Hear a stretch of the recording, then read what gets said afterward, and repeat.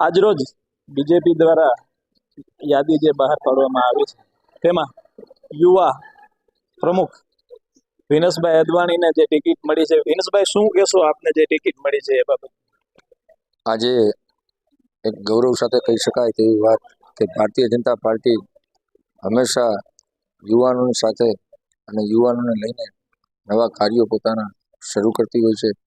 તેવી જ રીતે ભારતીય જનતા પાર્ટીએ અગાઉ જે રીતે કહેલું કે આગામી સમયમાં યુવા જ દેશનું નેતૃત્વ કરવાનો છે, તે વાતને સાર્થક કરી ભાજપના શીર્ષ નેતૃત્વએ આજ જૂનાગઢ મહાનગરમાં 60%થી પણ ઉપર યુવાઓને તક આપી અને એક આ મિસાલ પૂરી પાડી છે.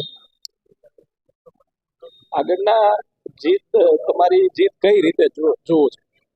મારી જીત જોવામાં યુવા તરીકે ખાસ જે યુવાનોને, મહિલાઓને તેમજ વડીલ વૃદ્ધોને મદદરૂપ થાવ અને અમારા વિસ્તારમાં રોડ, રસ્તા, લાઇટ, ગટર એના કામો વહેલામાં વહેલી તકે અને સારી રીતે પૂર્ણ કરી અને વધુમાં વધુ વોર્ડ નંબર 5ને વિકાસવંતો બનાવી અને જોવા માંગુ છું. વોર્ડ નંબર 5 છે એમાં આપણે કયા કાર્યો એવા છે કે જે તમને એવું લાગે છે કે કરવા જોઈએ? વોર્ડ નંબર 5માં હાલ તો જુનાગઢનો કહીએ તો સૌથી બેસ્ટ વોર્ડ નંબર 5 છે.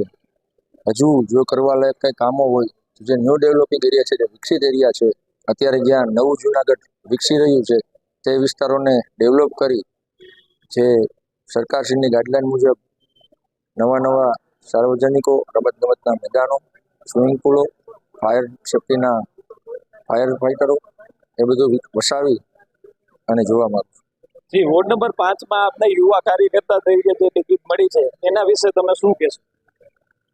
પાર્ટી હંમેશા યુવાનોની સાથે લઈને ચાલનારી પાર્ટી છે.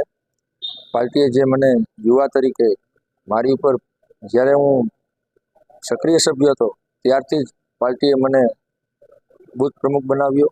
બૂથ પ્રમુખમાંથી વોર્ડમાં યુવા મોરચામાં જવાબદારી આપી, ત્યારબાદ વોર્ડના પ્રમુખ તરીકેની જવાબદારી આપી. તેવી જ રીતે સંગઠનના કામને લઈને મારી જવાબદારીનું મેં સારી રીતે વહન કર્યું. એટલે મહાનગરમાં મને યુવા મોરચા મહામંત્રીમાં જવાબદારી મળી, તેમજ પ્રમુખમાં જવાબદારી મળી અને આજે પાર્ટીએ મને વોર્ડ નંબર 5ના ઉમેદવાર તરીકે જ્યારે જાહેર કર્યું છે ત્યારે હું પાર્ટીનો ખૂબ ખૂબ આભાર માનું છું. પાર્ટીના શીર્ષ નેતૃત્વનો ખૂબ ખૂબ આભાર માનું છું. રિપોર્ટર યજ્ઞેશ ભટ્ટ, જુનાગઢ.